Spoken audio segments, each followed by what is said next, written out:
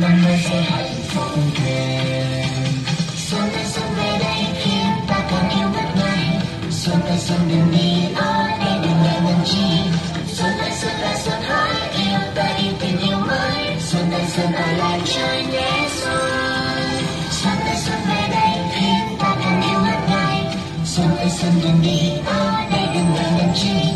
Xuân hỡi yêu ta yêu tình yêu mới. Xuân ở lại trời nhé xuân.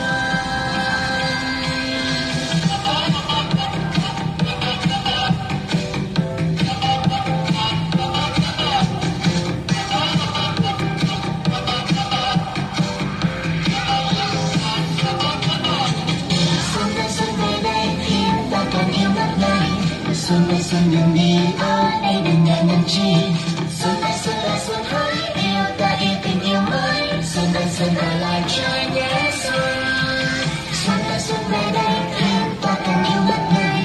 Xuân đừng đi ở đây đừng ngại ngần chi.